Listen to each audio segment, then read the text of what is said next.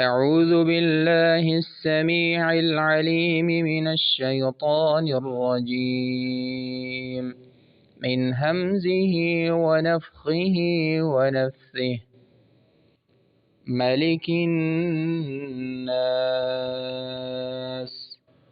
ملك الناس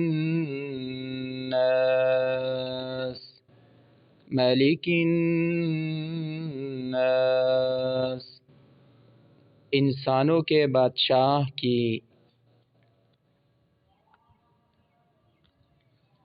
قال رسول الله صلى الله عليه وسلم لا يؤمن أحدكم حتى أكون أحب إليه من والده وولده والناس أجمعين.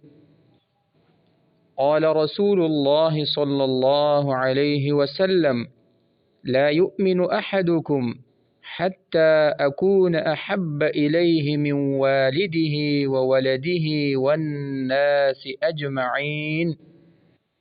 قال رسول الله صلى الله عليه وسلم لا يؤمن أحدكم حتى أكون أحب إليه من والده وولده والناس أجمعين.